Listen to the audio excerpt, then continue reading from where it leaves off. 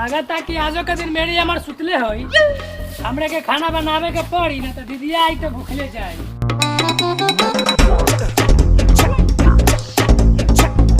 ए जी कौन भूखले रह जाए? नहीं सही, लेकिन तू नया नया पहन के हाथ में पूजा के डले लेके कहाँ जात बारू? ए जी जात बानी मंदिर पर पूजा कर, काहे कि आज लास्ट सोमवारी नु बा। हम बाबा से मांगले रहे कि हमरा सुंदर दुल्हा दिया, लेकिन हमरा नसीब में छुछुंदर लिखल रहे तो हम का करी? ए बात तो सही है कहता रू। अई हम तोरा के छुछुने लगता नी। ए जी छोड़ू ना, हम मजाक नु कइनी है। रउआ जाए घर में खाना बना के रख देले बानी, दाल भात चोखा। हमरा आवे में तनी लेट हो जाए, निकाल के खा ले। हे भाग्यवान, एगो बात बतावा हमरा, आज तोरा पता बा लास्ट सोमवारी के अलावा कुछ और बा? हाँ, आज भाई बहन के त्योहार रक्षाबंधन बा। हाँ तो तोरा भाई के अपन राखी बांधे न जाए के बा का? हर साल तो हलू जाए लागी। पिछला साल जो राखी पर घटना भइल, ए से हमरा जाए के तनको इच्छा न करता, यही से ना गईनी। कथी भइल रहे आज तक तो तू हमरा ना बतैलू? रउआ हमरा नैयर छोड़ के दीदी कन राखी बनवावे गईनी ता।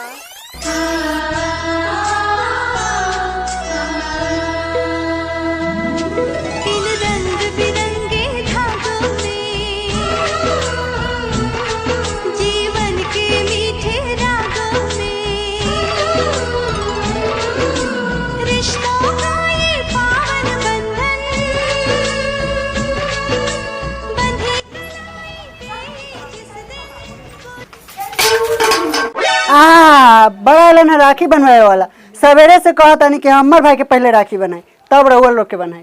चली उठी। रउआ अलग से कहे के होई कि हमरो नैयर जाए के बाद राखी बाने। ये तोरा अभी हम कैसे ले जाए? पहले हम अपन बहन से राखी बनवा ले तानी, ओकरा बाद तोरा ले चल बांध राखी। हां भैया तू ठीक कहता है। दीदी तू बांध राखी। वहां दहु तोनी दोनों राखी ने बनवावा ने हम गर्दन में फांसी लगावा तानी। हाँ दीदी ठीक कहता नहीं। चली ए रुकी रुकी हो भैया, रे छोटका जाके भौजी के नैयर छोड़ के आ, तब हम तोनी दोनों के राखी बांधम। ठीक बा दीदी, हमनी छोड़ के आवत है तब आम तो तोरा से राखी बनवाए। ठीक बा।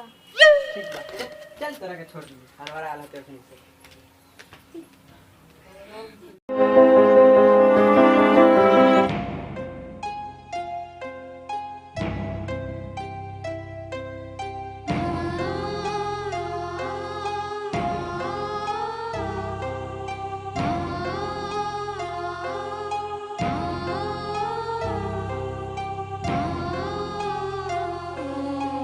बेटी जाके घरे खाना खा, उ सके आवे में लेट होता।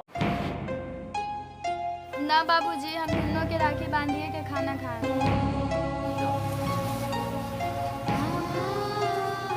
समझ ली, हम रात तक इंतजार कईनी तो हमर दोनों भाई में से कोनो भाई ना आए। ठीक बा, हम जाता नहीं मंदिर। ठीक बा जा।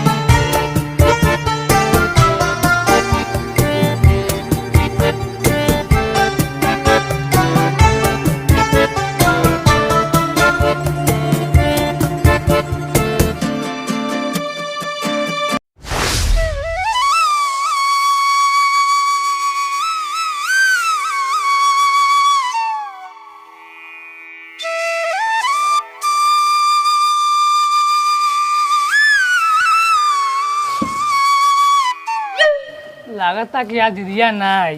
ये सुना तारू? हाँ कहू ना। लागता कि दीदिया आज राखी बांधे ना आई। चलो तो अपना भाई के राखी बांध आई। ना हम ना जाए अपन भाई के राखी बांधे। ए चला कैसा बात है, तोर भाई ना बा, राखी बांध दिया तोर छोटको भाई खुश हो जाई। जाए के मन तो ना बा, बाकी रउआ कहतानी तो तैयार होके आवतानी।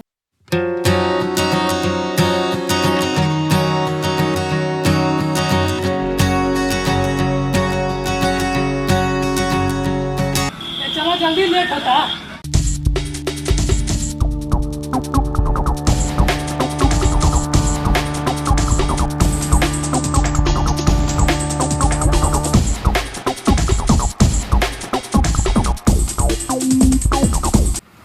भाई रे मैं मुन्नी के सीन हो, जल्दी जानवा से उठा के रखना तो रात में खाना भी ला मुश्किल है। तू जल्दी बटवा के लेके पानी पिया जा, दूध पिया।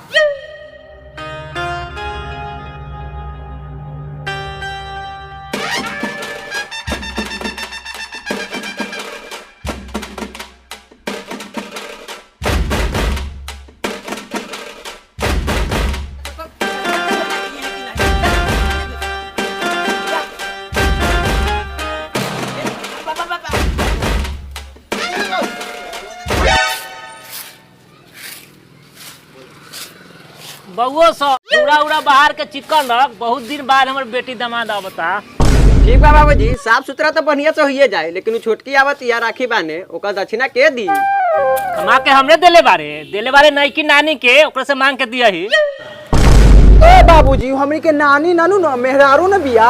हाँ तो जो मेहरारुए से मांग के दिया ही। ठीक बा, हम तो कैसे दैये देम, लेकिन ई साला कोरिया बा, दिन भर बकरिया के पीछे पड़ल रहला। ई साला कहां से दी? सोचला अपन बारे में। हम कोरिया आती दिन भर बकरी के सेवा करी, कोरिया आती ना दो पैसा तो एगो खसिए बेच देम। हमहू पूरा देख देम, हमरा कथी लागल है। हम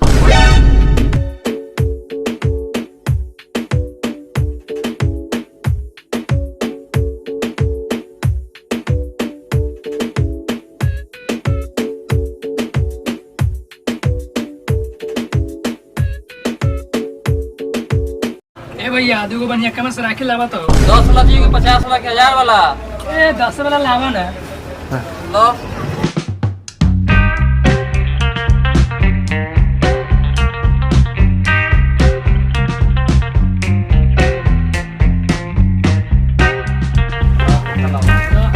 चला भी शुक्रिया। ठीक बा।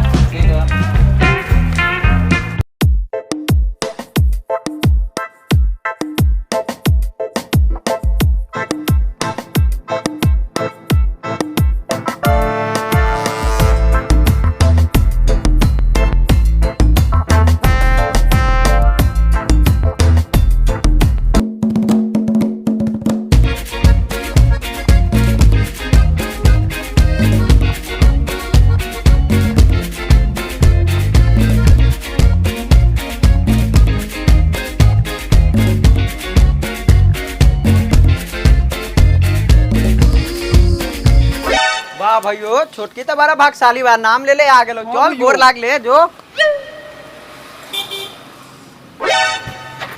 खुचरा खुचरा। बा दीदी 12 दिन बाद आले, आवे में कोई दिक्कत ना भेल हुआ? ना बारिश होत रहल है। ना कोनो दिक्कत ना भइल। भैया तू तैयार हो, हम तब तक ले राखी लेके आवतानी। ठीक बा, तू राखी बा ना, तालू चौक पे होटल बा ना, मस्त नाश्ता करके हम आवतानी। का मेहमान शुक्ले शुक्ले की बात? नाश्ता पानी कलू तो जाए। आवतानी चौक पर से नाश्ता पानी कर। ए जाए दे, चल दीदी तू थाली उली सजाओ। हम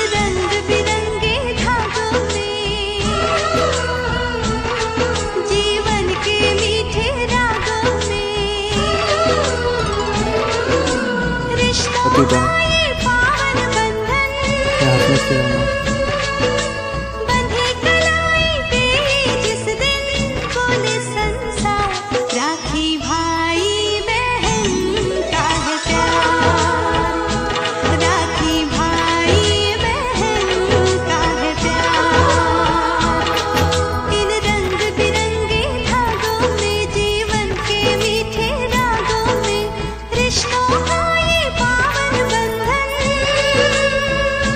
दीदी राखी तो बाने है लेकिन पैसा ना हो हमरा। तोरा तक कहियो पैसे न रहल ला हाथ बांध दे राखी। बान बान बान एमनी खसी तोरा दे दो होली में।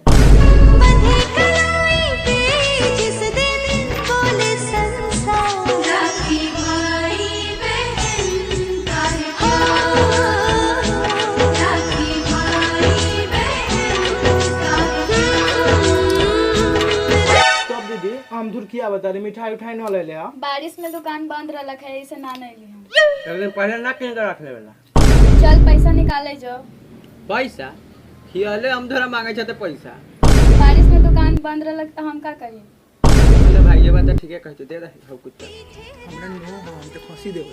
निकाल ना पीछे का पैकेट में जो होबे करते नो है त इन 1000 का ई है ना है बाद में बाद में ले कल उधार रहता ठीक है।